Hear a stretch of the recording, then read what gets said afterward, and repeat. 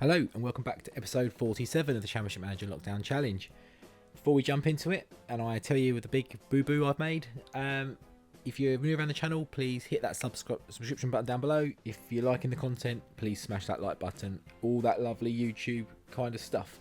So, as you can see, we're in Season 8, and I haven't done the Around the Leagues thing yet. In the hysteria of trying to sell players, buy players, do some stuff, I went past the update, so we can't go too in depth and look at the leagues exactly and look at sort of top scorers, that sort of stuff, so it's a bit annoying. Obviously last time out we won the league title. Today we're going to look around the leagues, look around the timeline. We can have a look at kind of results, sort of who won what, but we can't look at sort of where teams finish, that sort of thing, so it's very, very annoying. Yeah, I'm very annoyed with myself. So first things first, end of last season, so we won the title, prize money. Yeah, we've got 340 grand popping that up on the screen right now. That will help us tremendously, that prize pot. That's absolutely ridiculous. We've sold crappy players for more than that in this thing, which we'll talk about in a moment. What else do we need to talk about? So we had the awards. So I'm going to pop that up on the screen now as well. Manager of the Year, and we got Bailey as top scorer. So that was very good. We've obviously ticked off a few challenges along the way. We've done another one in the transfer business, so we'll have a look at that momentarily. But first, let's sort of look around the competition. So we did have the European Championship finals. It was in Italy, so obviously the game hadn't been announced in real life that it was going to be in Holland and Belgium at that stage, which probably makes sense. It's about 8 years, or no, about 6 years onwards, so yeah, that's probably about right. And England won it. They beat France in the final. None of our players. Crossley was in the team and he played in the final. He was on the subs bench for most of the tournament, but he was on the pitch for the final. Didn't do anything. In fact, it wasn't Holland and Belgium in 2004, was it? I think Holland and Belgium was 2000. Who was 2004? Oh my god, I've complete brain fart. Let me know in the comments down below. I can't remember. Who had 2004? I know it wasn't Italy. Germany had the 2006 World Cup. 2008, I think, was it Poland and Russia or something like that? Who had 2004? Maybe 2004 was Holland and Spain. No, Greece, wasn't it? It was Greece. It was Greece. That was it. So it didn't recognise it anyway. Host nation was Italy. But yeah, France won it. England won it against France. It was 1-0, I believe. I can't remember who scored. I think it was Dudley, the Man United striker. Martin Bailey, not even in the squad, bizarrely enough. But we obviously can't look at that too in depth, unfortunately. Northern Ireland didn't make it out of the group. Spain didn't make it out of the group. Republic of Ireland didn't make it out of the group. But Northern Ireland did beat... who did they beat? Switzerland. I saw that result. But other than that, I don't know, unfortunately. I wasn't watching it. I was going to just go through it as complete surprise with everyone else. But we've fucked up. So we can't look at that. Champions League. Again, can't look at anything, just the competition history. Man United done it. They won the treble. We know they won the League Cup, the FA Cup and the Premier League. They beat Real Madrid in the final. So, yeah, I don't know who scored, don't know what score, but they won it. And they've won it 3 years on the bounce. But a treble for them this year, which, you know, good for them. Cup Winners' Cup. Fiorentina beat Feyenoord. Didn't even see that one happen, so can't comment on that. I did see the next one, because it happened in between one of our games. PSG beat Fulham. So Fulham got to a European final. They got there before we did. So Big Jack did it before we did. We'll have a look at those teams and see what players they've got, this, that and the other. So we'll look at Northern Ireland. We can't look at Northern Ireland particularly, but we can look at Salamanca and Fulham, our previous clubs. But PSG winning that this year, so they'll be in Europe at some point anyway. Super Cup. Man United beat Real Madrid earlier in the season, so quadruple really for them. Oh, and 5. They beat River Plate in the World Club Cup. Surprise, surprise as well. So that's that. Premier Division, competition history. We can look at Man United, we know. Runner-up of Arsenal, that's been the same for a couple of seasons now. Who's in the league table now? Who's in there that maybe is a bit of a surprise? We don't know who won the playoffs. I don't know who came up, who didn't. There's nothing past T, so Tottenham are the bottom team. You love to see that. No surprises in there. It looks like Mansfield come up and went back down. Altrincham in the Division 1. We've got Chelsea still down in Division 1. Who's their manager now? Paul Ince. Okay, they've got 10 million, 9 million in the budget, so they should be able to mount a promotion charge. We've got Mansfield back down there. How are they doing for money? 11 million. I saw that they hired Wayne Collins as player manager. He's had about 4 player manager jobs and he's been terrible all of them.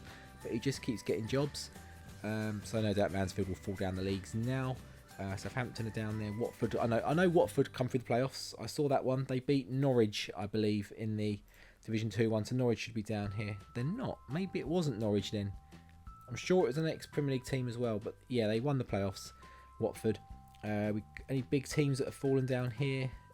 Not yet. Jimmy Floyd has playing for Charlton. He's not player manager, is he? No. Neil Warnock is their manager. Eagle-eyed amongst you. If you'd paused it, you'd see a player in their team. I forgot we sold him to him, but he's in there. But we'll get to our transfers in a moment, ins and outs. Wimbledon survived again in Division 2, but I mean, they're going to be in trouble. They've got Vinnie Jones as manager, million in the bank, and not a big squad at all. They're in trouble. We've got Barnet, Bishop Auckland. I don't know who's come up. Who's anyone big down here? There's no Premier League teams down this far yet, I don't think. It's just whether any Division 1 or 2 Division 1s have come down here, but it doesn't look like they have. Tranmere may have been there or thereabouts at the start. Wolves, they might have been Division 2, not sure, but they've got some good players. They've got Savo Milosevic in there. He banged in the goals last season, but you know, it's a low level of football for him, really, let's be honest. But that's England anyway. Competition history, next screen. Oh, okay. So we want to look at Division 1, competition history, Coventry, Crystal Palace. So I don't know coming the playoffs, but Coventry and Palace went up. Chester and Altrincham went up. So Altrincham will be in Division 1 this year. They've got another successive promotion, or a couple of promotions anyway. Let's see if it was successive. If it was it could have been by playoffs. They're not in any of these here, so it could have been a playoffs at any point of time. So yeah, they have. So that's England. France, we obviously know Division 2. Anyone big down here? We know Lons come down, and we've actually picked up one of their players. We're not going to look at that too much. Competition history. Nice come up, Caen come up. Don't know if there's a playoff. I think there may have been a playoff. We've got Coupe de France. We obviously won. We beat Nantes in that. And then the Coupe de la Ligue. I saw this happen. Marseille beat Bordeaux. I saw that one.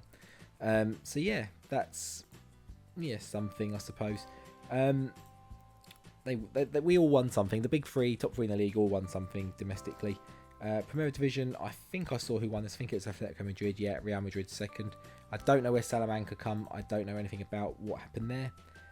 So I can't comment, unfortunately. Competition history, Hercules, Las Palmas come up. I don't know who's gone down in any of these divisions that we're looking at. Real Madrid won the Copa del Rey against Espanyol at the end of the season. And the Super Copa, I think, is just about to happen again. It's the Charity Shield equivalent, isn't it? So Real Madrid beat Atletico Madrid in that. So that's all those, essentially. The annual awards, can we look at past? Yeah, I mean, I've showed this on the screen, so I don't need to go into it in too much depth with that. Let's go and have a quick look at our old teams. So Fulham. Is Big Jack still there? He is. Ground hasn't gone up too much, I don't think. In terms of teams, he hasn't retired. He's still going. He played 42 games for them last year, in all fairness. The team looks very different to when we left it. They've still got Tetzner in goal. They've got Van Gobbel as a right back, so they've got no second goalkeeper. Sigurdsson's still there, but he's not a key player anymore. Clive Clark, great name, sounds like a Marvel super, I don't know, hero or villain, not too sure. One of them, could be either. They've got Paul Weller, you know, jamming it up in there. Phil Mulrine still there. Oh, was he someone we could have looked at? Oh, I didn't. I've replaced that left position. We could have looked at Mulrine. They've still got Michael Twist. They've still got Alex Notman. Not really doing the job. The mailman is there. Did we know that? Did we know that? We must have done it. It happened a couple of seasons ago. He played last season, 10 goals in 50. Yeah, okay. And is he playing up front in the 4-4-2? He is. Him and Notman, mostly. I thought Clive Platt was their main. Yeah, he was. Just not in there at the moment for some reason. But yeah, transfers ins and outs. So you can have a look there. Who these got, what they've done. They signed someone from Guingamp. I think they've had a little bit of a shake-up in the team. We can see that top one there. We know about that. Oh, Lee Hughes. I mean, we don't use a left-back, so it doesn't really matter. Liza Razu's gone. He's gone to Charteroux. Again, we don't use a left-back, but he's gone anyway. So they've had a good old clear out of their team. How are they looking for money? £26.5 million. There's an idea that if I carry on this save, I'd like to maybe go back to Fulham, but do you know what? The way they've torn my team apart. I don't think that would be something I'd want to do. Don't want to ruin the legacy there, you know. I'm not sure if I am going to carry this save on or go on to the next challenge or a different save or a different game in the Championship Manager world. I'm not too sure yet. I haven't decided. But let's go and have a look at Salamanca. Is the Professor still manager? He is. He's kept his job. The team hasn't changed hugely by the looks of it. He's signed a few. Got some of his own players in. He signed Boa Morte. So he sold him and then bought him back. I mean, he bought him back for half the cost almost, but you know, whatever. He signed a few players in there. Anyone that we had that he sold, Besiegion's gone on a free transfer. He's now at Dynamo Moscow for this season. Be interesting to see how he does. And then Mariuson, we know, went to Sevilla for, you know, top fee, world record fee last season. Fetis is wanted, no one big. Chiangi, he's on our shortlist, but we can't afford him. Glaucio, he's transfer listed. No, I'm not going to go for it. He hasn't played for a few seasons. He wasn't the best for us. He was good, but he wasn't the best. If he was available, I'd have picked him up, actually. But nothing else there. Vashetnik, has he featured much? Not at all. Didn't for us either. Favours unhappy, 500k. We don't need him. He would be a good sign, but we don't need him. I'm probably more interested in Conway, but we can't afford him. McDonald has requested. He's probably someone we could do with, in all honesty. We'll whack him on the shortlist. I think we do need. We might possibly need a little bit more backup in defensive midfield. You'll have a look at the team. You'll see the team soon. Ruben Elson only got 19 caps. He's injured a lot. So yeah, that's Salamanca anyway. We know how much money they've. Did we see how much money they had actually? We saw Fulham. Maybe we didn't see Salamanca. How are they doing for funds? 14. So they're not doing too bad. They're ticking over. Stadium looks like it has been boosted a little bit, but we don't know how they're doing in the league. So that's a bit annoying. And then Northern Ireland we can't look at. So let's go and look at our transfers and just see what we're going to be doing for this season. So team, as you can see, has changed a fair bit. If we go to the outs first of all, so we he's already left. He's gone to Porto. Oh no, it's not him. Who's the other left midfielder we had? I can't remember. We had the other guy, but he's already gone to Arsenal. We sold the other left forward. He's gone to Arsenal. Yeah, whatever. But Hazel went to Charlton. That's the one I showed you. I paused on. He's on England under 21, but I mean, he's already wanted by those teams. That's insane. They weren't interested in when I listed him. That's insane. Because I was judging him by the company he was luring, the clubs. They were all like Division 2, 3 teams. So I was like, well, I'm making the right decision selling him. But now Arsenal, Liverpool, Newcastle want him. I'm thinking maybe there was a bit of a mistake in there. Possibly. I think I've got better options than him. Maybe. I mean, if I can get him for less than 500k back, it might be something I can do. I'll put him on the shortlist so I can keep an eye on it, and I'll whack a big club release clause on him, bid on him for 0. We might be able to get him on the cheap. But anyway, yeah, he's gone to Charlton for 500k. Blowchill went to Brentford for 230k. Just instant straight cash in on him. Nathan White has left for Leyton Orient at 240k. He could find his way there. He's already wanted by Portsmouth, but that's not a big jump. Capron goes to Verona. He's not wanted yet with his big club release clause. He goes for 275k. Capron is obviously... so, Blochel, Hazel, we don't know if... it's Raw Fox. Blochel is Collymore. White is John Barnes. Capron is LeBeuf. And Levi Wright is Neil Ruddock. He's got a big club release clause, not wanted yet. 190k to Berry. And Afenu finally, he goes to Marseille. So we've potentially strengthened a rival, but I don't think he's that strong. So I don't see it as a strengthening. I just see it as we've got a player off our wage budget, got a bit of money for him, and cleared a squad space to sign some players. Which, boy, we have done. So the first one was David Trezeguet. We knew his contract was running out at PSG. Luckily, I caught him. They'd already freed him. I caught him just as he was getting bid for by Porto and Newcastle and someone else. But we put a bit more on his wages. I think he wanted 14. We put it up to 17 just to make sure. And in he comes. Free transfer. Lovely jubbly. Hasn't played much the last couple of seasons, but he's back home. We get some bonus points for that as well, being an ex-Monaco player. Lons we looked at, they got relegated, so we snapped up Oliver Dacour. He didn't have a relegation release clause or anything like that, but we got him for 975k. If you take this season out of the equation, he's been sort of very good, very consistent, and obviously that's the season they got relegated, so maybe there was other issues going on at the team. So I'm quite content with that. He's got 20 tackling, good pace, good positioning, got a lot of stuff that I like, some good heading, Not very good influence, which I'm a bit surprised about. But he comes in, that's a good signing in my eyes, in a position that we've sold sort of 3 options off. So, and we could still get Billy McDonald from Fulham, so we'll see. Missy Albam, Hospitalet 5k, you might be thinking, what's that about? Now, he didn't actually show up on the retired thing, but I knew this guy was on my shortlist. And it's a player we sold a few years ago. It is the regen of Yafet Underam. And for 5k, I couldn't say no, really. He's only worth 25k now, but I think, despite the foreign player, he's a good backup option we can slot in if we've got some injuries. But he probably will be getting called up for into getting under 21 games or internationals when we need players that can rotate and whatnot. We said we wanted a left midfielder, a natural winger.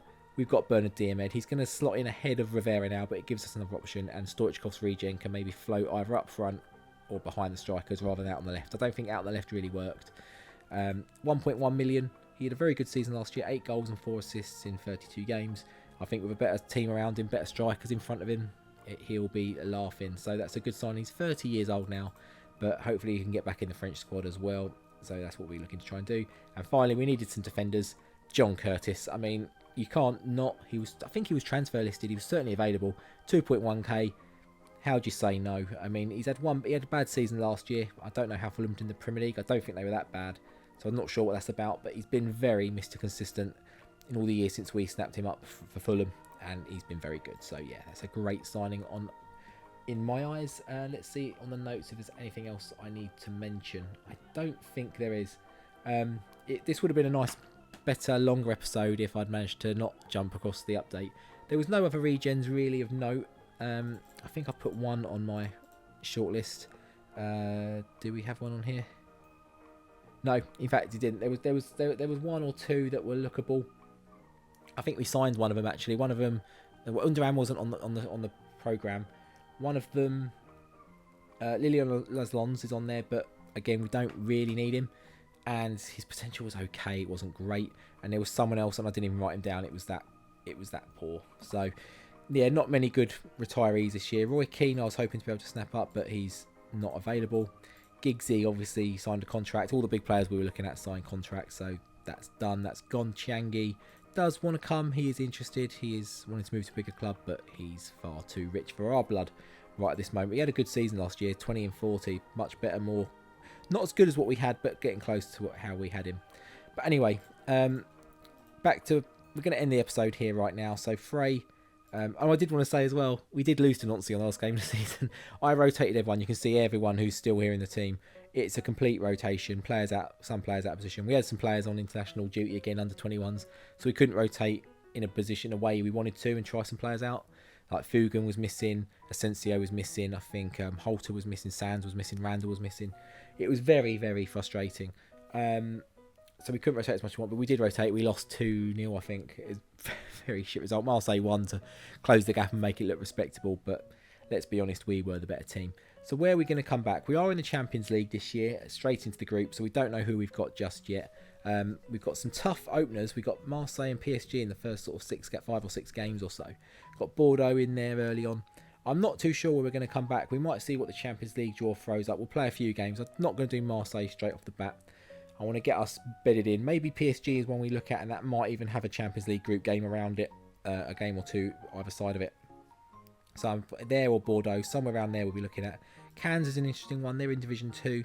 A team I do quite like. I've had a few Championship Football Manager saves with them over the years, and I think it came from, I always seem to think their youth product was very good, because Clichy, I think, came from there to Arsenal, and there was someone else as well, but never managed to get the youth. Anyone relatable to him in terms of ability. So, but anyway, yeah, that's what we're going to do for next episode. So join us for the final season of this division, of this save, of this challenge. Undecided yet where I go from here now. If you've got any thoughts, let me know in the comments down below. Do you want to see this world carry on, or would you like me to look into maybe doing something else? I've got a few other ideas that are kind of one-off, two-off videos in the pipeline. I just need to actually get the time to put them together and do a bit more research on them. One of them kind of actually come out in a blog literally about a week as I was planning it, started planning it, and then I saw it come out in the blog. I was like, I can't do it yet, so I put it on the back burner. But it's something that has been blogged every year I think, and I hadn't noticed it before, but yeah, I was halfway through, about to start recording it, and it came out, so I was like, well, I can't do it right now, I will wait. Plus a few things might have changed in the world in terms of real football that could influence it. So we might be able to change it a little bit as well. So it might have a bit of a new breath if I do it in a few weeks. But we'll see. Anyway, I'm waffling on. Until next time, when we come back for one of these games and the final season with Monaco, I'll see you next time. Take care. Goodbye.